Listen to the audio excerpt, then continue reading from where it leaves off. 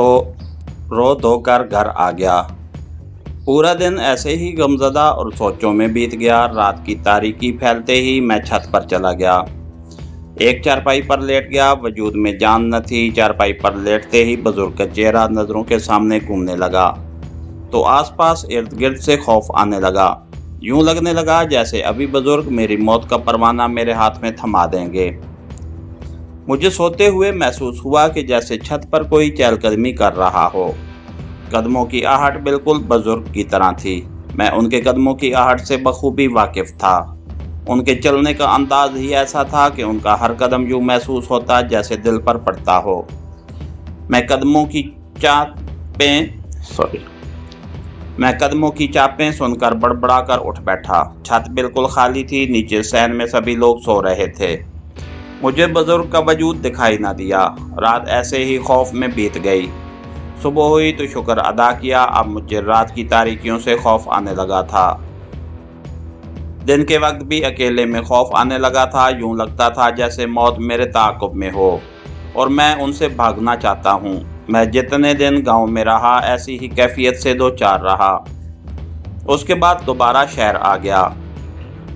कमरे में एक पल भी सुकून न मिलता। दीवारों, खिड़कियों, दरवाज़ों में मैं बुजुर्ग का अक्स उभरता नज़र आता तो खौफ से कांप जाता, लेकिन फिर दिल को तसल्ली देता कि अभी तो मैं जवान हूँ। खामखा इस कदर खौफज़दा और डर रहा हूँ। इस सोच के तहत खौफज़दा दिल में खुद हौसला पैदा करता और काम पर चला जाता।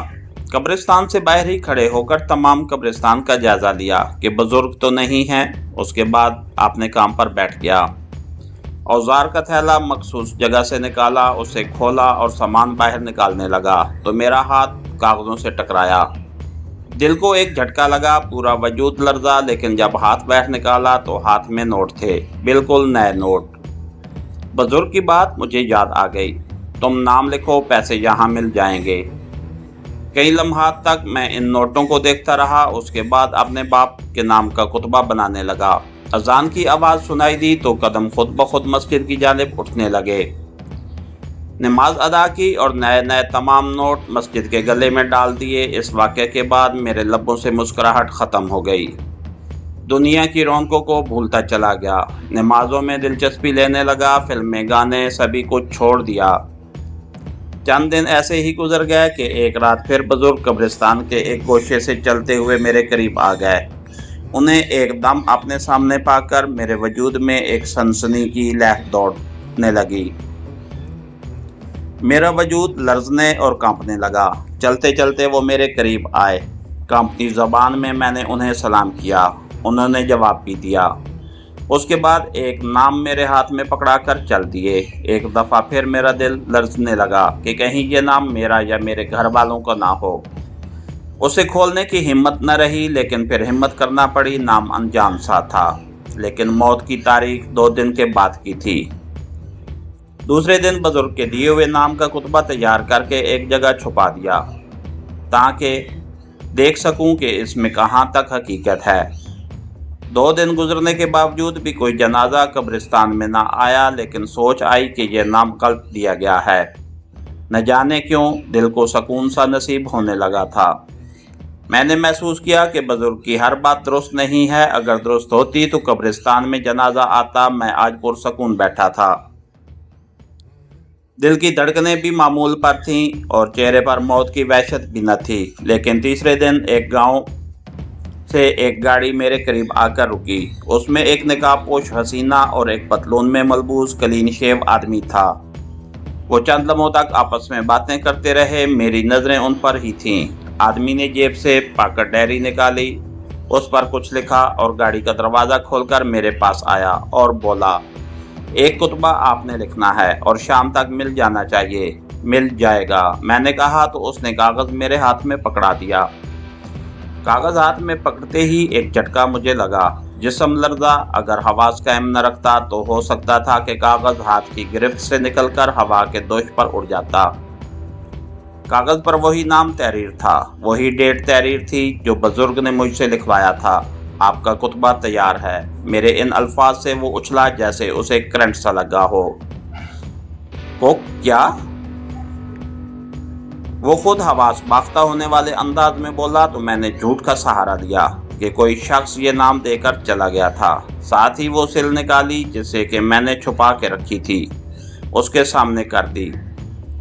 कई लम्हा तक वो मबहूत बना कुतबे को देखता रहा, फिर जेब से पैसे निकालकर मुझे पकड़ाते हुए बोला, इसे गाड़ी में रख दो। तो मैंने वो कुतबा गाड़ी में रख दिया और गाड़ी लम्हों में मेरी नज़रों से ओझल हो गई। इस वाक़े के बाद मुझे पूरा यकीन हो गया कि कब्रिस्तान में रुनुमा होने वाला बुजुर्ग इंसान नहीं, जिन भूत भी नहीं, मौत का फरिश्ता है। इस लफ्ज़ से मैं लर्ज़ उठा और फिर उठकर तमाम कब्रिस्तान घूमा फिरा, एक एक कब्र को चेक किया कि कहीं कोई कब्र ऐसी तो नहीं जिसमें शगाफ पड़ा हो और बुजुर्ग वहाँ रहता हो। लेकिन कोई ऐसी बात दिखाई ना दी जो मेरे दिल को तसल्ली देती। इस वाक़े ने मुझे दुनिया वालों से बिल्कुल जुदा कर दिया। मुझे दुनिया की रौनकें फीकी फीकी दिखाई देने लगीं। लोगों को मुस्कराता कह के लगाता देखता तो चीखने को जी चाहता कि मुस्कराने वालों, कह के लगाने वालों, अपनी मौत को याद करो जो किसी वक्त किसी लम्हा भी तुम्हें पकड़ सकती है। तुम लोग दुनिया के पीछे भाग रहे हो जबकि मौत तुम्हारे पीछे भाग रही है। लेकिन खामोश हो जाता। उसके बाद हर दूसरे तीसरे दिन बुजुर्ग जलवागर होते और कागज़ मेरे हाथ में थमाकर वापस अंधेरे में गायब हो जाते। मुझे अब उनसे खौफ ना आता था। अपने आप दिखाई देने लगते थे, ऐसे जैसे उनसे मेरा पुराना नाता, रिश्ता, ताल्लुक़ हो।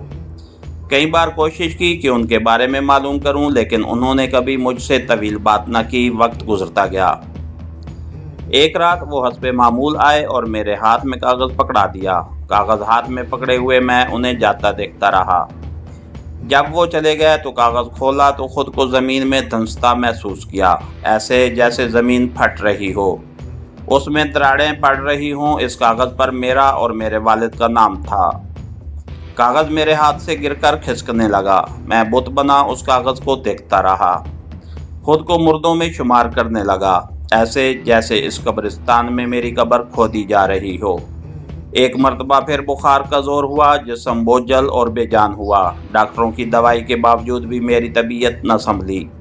वो कागज़ मुझे उड़ता लहराता दिखाई देता रहा। कई दिन तक मैं बिस्तर मर्ग पर पड़ा रहा कि एक रात बुजुर्ग मेरे कमरे में चले आए। उन्हें देखते ही एक भयानक चीख मेरे मुंह से गूंजने वाली थी कि उन्होंने अपने हाथों का दबाव मेरे होंठों पर डाल दिया। मेरी आवाज़ हल्क में दब कर रह गई। मैंने महसूस किया कि उनका हाथ नरम न था, सख्त था, किसी चट्टान की मानद। सुबह कब्रिस्तान आना, कई नाम इधर रखे हुए हैं, उन्होंने भारी सी आवाज़ में कहा और कमरे से बाहर निकलते ही न जाने कहाँ चले गए। मैं रात भर सोया नहीं। मौत के खौफ ने मुझसे मेरी नींदें छीन लीं। मरने से पहले ही मैं मर चुका था। दूसरे दिन कब्रिस्तान आया तो चंद एक नाम मुझे एक जगह पड़े मिले। उन नामों की तस्दीक उस वक्त हुई जब कोई गाड़ी पर, कोई मोटरसाइकिल पर और कोई रिक्शा से उतरकर मुझे पकड़ाता रहा। मैं इन नामों को पास पड़ी पर्चियों से मिलाता तो वही सब कुछ लिखा हुआ पाता जो मेरे पास पहले से मौजूद था। न जाने क्यों मुझे अपनी सांसों में हर लम्हा खिंचाव सा महसूस होने लगा था। ऐसे लगता था जैसे कोई अनजानी ताकत मेरी सांसों को खींच रही है, मुझे मौत की जानिब मुसलसल धकेल रही है। हर वक्त हर लम्हा मौत का साया अपने करीब पाता। जो नाम मुझे मिले थे मैंने लिख दिए, फिर अपना नाम भी एक सिल पर तराशने लगा।